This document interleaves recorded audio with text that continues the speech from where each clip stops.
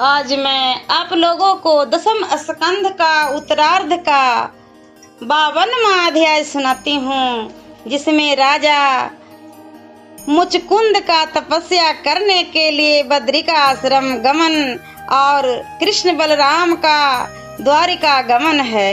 बलराम जी का रेवती से विवाह तथा रुक्मणी संदेश है। श्री सुखदेव जी बोले, हे महाराज परीक्षित, इतनी बात तो मुचकुंद ने सुनी तो उसने कहा, अब कलयुग का समय आ गया है, इससे वह प्रभु से विदा हो दंडवत कर परिक्रमा दे बद्रिका आश्रम को चला गया और श्री कृष्ण जी यवनों से घिरी हुई मथुरा में जा बलराम से बोले, इस प्रकार बलराम जी से कह उन्हें साथ ले। भगवान श्री कृष्ण चंद मथुरापुरी से निकल वहां आए जहां काल यवन का दल खड़ा था। वहां पहुंचते ही कृष्ण बलराम ये दोनों महापुरुष यवनों से युद्ध करने लगे। भगवान ने मलोक्षों की सब सेना को मार डाला, उनका धन द्वारका को पहुंचा दिया। तब भगवान की आज्ञा से जब मनुष्यों बैलों पर माल लाद लाद कर लिए जा रहे थे, उसी समय जरासंध 23 अछौहनी सेना लिए फिर आ गया। हे राजन, श्री राम कृष्ण उस शत्रु दल को वेग से आया हुआ देखकर मनुष्य लीला का अनुसरण करते हुए शीघ्रता से भाग निकले। यद्यपि उन्हें किसी का भय नहीं था, फिर भी भयभीत की भांति बहुत से पड़े हुए धन को छोड़कर कमल पत्र के समान कोमल चरणों से पैदल ही कई योजन तक निकल गए। उनको इस प्रकार भागता हुआ देखकर बलराम जरासंध हंसकर रथों का दल साथ लिए उनके पीछे दौड़ा, क्योंकि वह उनकी ईश्वरता को न जानता था। जब बहुत दूर तक दौड़ते दौड़ते श्री राम कृष्ण थक गए, तब वे प्रवर्षण पर्वत पर चढ़ गए, जिस पर इंद्र प्रतिदिन वर्षा करते हैं। हे राजन, उन्हें पर्वत में छिपा हुआ जानकर जब जरासंध को ढूंढने पर भी उनका पता न मिला, तब उसने चारों ओर से आग लगाकर ईंधन के द्वारा पर्वत को जला दिया। जब उस पहाड़ की चोटियों जलने लगी, तब वहां तक ज्वाला लपकने लगी। तब उस 11 योजन ऊंचे पर्वत से वे दोनों भाई तत्काल ही ऐसे स्थान पर कूद पड़े जहां जरासंध के साथी उन्हें ना देख सके। हे राजन, अनुचरों सहित शत्रु की दृष्टि बचाकर वे दोनों यादव राज समुद्र की खाई वाली अपनी द्वारकापुरी में लौट आए। जरासंध भी उन्हें झूठ मूठ जला हुआ जानकर अपने बड़े दल के साथ लेकर मगध देश के लिए लौट गया। इधर अनर्त देश का राजा रैवत अपनी कन्या रेवती के साथ ब्रह्मा जी के पास उसके लिए वर पूछने गया। तब उसने ब्रह्मा जी के कहने से अपनी कन्या बलराम जी को ब्याह दी थी। यह पहले कहा जा चुका है। हे राजन, भगवान श्री कृष्ण ने भी श्री लक्ष्मी जी के अंश से भीष्मक राजा की कन्या रुक्मणी जी के साथ स्वयंवर में विवाह किया। जैसे देवताओं का मर्दन करके गरुड़ ने अमृत का हरण किया था, वैसे ही शिशुपाल के पक्ष वाले साल्व आदि राजाओं का मंथन करके सब लोगों को देखते देखते ही भगवान ने श्री रुक्मणी जी का हरण किया। परीक्षित ने कहा कि हे भगवान, अपरिमित तेजवान श्री कृष्ण का यह चरित्र मैं विस्तार पूर्वक सुनना चाहता हूँ। इसलिए जिस प्रकार वे जरासंध साल्व आदि राजागण को जीतकर श्री रुक्मणी को ले आए हों, वह चरित्र मुझसे कहिए। हे ब्राह्मण, श्री कृष्ण जी की कथाएं पवित्र मनोरथ संसार के पाप को दूर करने वाली तथा नित्य नवीन है।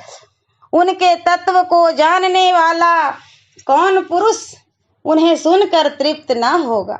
श्री सुखदेव जी बोले, विदर्भ देश का संरक्षक भीष्मक नाम का एक बड़ा राजा था। उसके 5 पुत्र और एक सुंदर मुख वाली कन्या थी। ज्येष्ठ पुत्र रुक्मी से लेकर रुक्मरथ, रुक्मबाहु, रुक्मेश और रुक्माली, यह 5 पुत्र थे तथा इनकी बहन सती रुक्मणी थी। उनके घर पर आने जाने वाले नारद आदि महात्मा जनों के मुख से भगवान का रूप, पराक्रम, गुण और लक्ष्मी का वैभव सुनकर उन्हें अपने मन में ही उनको अपना पति मान लिया था। यहाँ भगवान श्री कृष्ण चंद्र ने भी रुक्मणी की बुद्धि, लक्षण, उदारता, रूपशीलता और गुणों से संपन्न सुनकर अपने समान पत्नी मानकर विवाह लेने का विचार किया था। हे राजन, सब भाई तो श्री कृष्ण ही के साथ रुक्मणी का विवाह करना चाहते थे, पर कृष्ण के शत्रु रुक्मी ने उसे टालकर शिशुपाल के साथ उनका विवाह करने का निश्चय किया। जब रुक्मणी जी को इस बात का पता लगा, तब उन सुंदर श्याम कटाक्ष वाली देवी ने अत्यंत उदास होकर किसी विश्वास पात्र ब्राह्मण को शीघ्र ही श्री कृष्ण के पास भेजा। वह ब्राह्मण द्वारका पहुंचा और द्वारपालों की आज्ञा मिलने पर राजभवन में प्रवेश करके उसने स्वर्ण सिंहासन पर विराजमान आदि पुरुष भगवान का दर्शन किया। तब उसे देखते ही ब्राह्मणों ने परम भक्त भगवान तत्काल ही सिंहासन से उतरकर उसे आसन पर बैठाकर वैसे ही पूजने लगे जैसे देवतागण उनकी पूजा करते हैं। जब वह भोजन कर चुका तथा उसकी थकान दूर हो गई, तब सत्य पुरुषों के शरणदाता भगवान ने उसके पास जाकर अपने हाथों से चरण चापते हुए धीरज के साथ पूछा, हे द्विजवर, हे वृद्ध संयत अर्थात वृद्ध पुरुषों के माननीय, आपका धर्म तो आसानी से निभ रहा है ना? आपका मन तो सदैव संतुष्ट रहता है ना?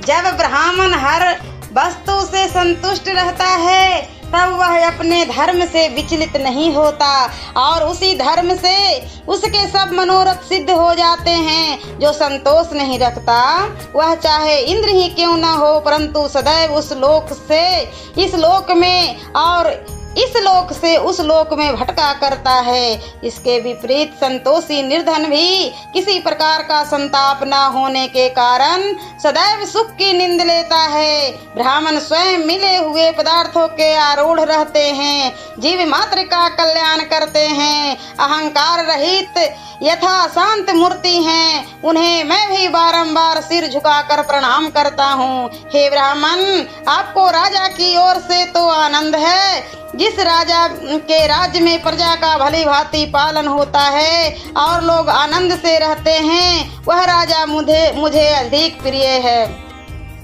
आप जिस इच्छा से इस दुर्ग को पार करके यहाँ आए हैं, वह काम यदि करने योग्य हो तो हमसे कहिए, हमें आपका कार्य करें। जब भगवान ने इस प्रकार ब्राह्मण से पूछा, तब ब्राह्मण ने लीला से नर तनधारी श्री कृष्ण जी से वहाँ का सब वृतांत कहा तथा श्री रुक्मणी जी ने जो एकांत में प्रेम से पूर्व पत्रिका लिख कर दी थी उसे खोलकर श्री कृष्ण जी को दिखलाया और उनकी आज्ञा से वह पढ़कर सुनाने लगा। श्री रुक्मणी जी ने उसमें लिखा था, हे त्रिलोक में सुंदर, हे अच्युत, हे अखंड रूप, जब से सुनने वाले पुरुषों के कानों के छिद्र द्वारा हृदय में प्रवेश करके संतोष हरण करने वाले आपके गुण और दर्शकों की दृष्टि के समस्त मनोरथ को देने वाला आपका रूप सुना है, तब से मेरा मन लज्जा छोड़ आप ही में लग रहा है।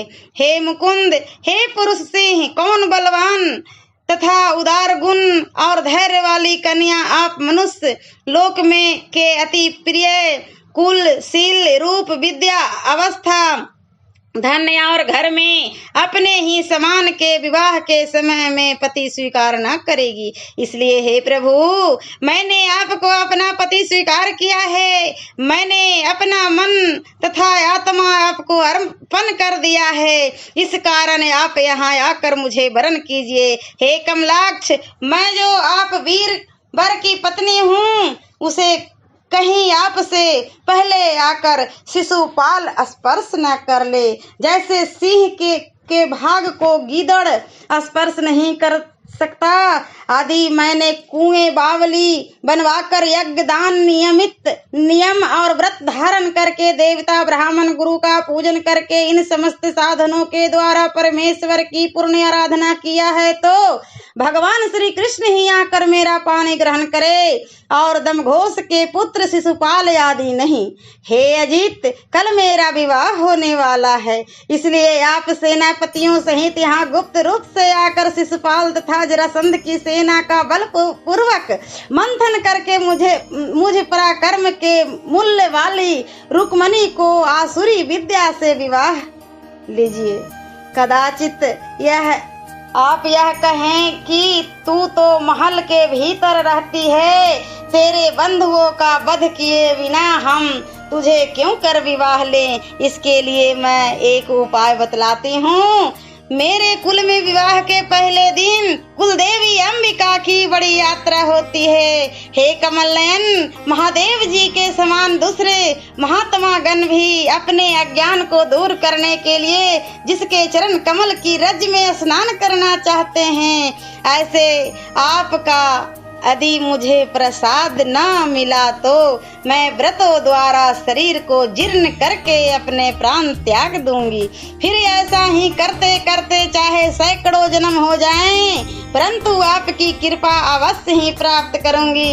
इस प्रकार वह पत्रिका पढ़कर ब्राह्मण बोला, हे यदुदेव, यह गुप्त संदेश मैं लाया हूँ, आप विचार कर जैसा चाहे वैसा करे। ओम नमो भगवते वासुदेवाय नमः। और 10वें स्कंध का उत्तरार्ध का 53वां अध्याय में अगले वीडियो में सुनाती हूँ।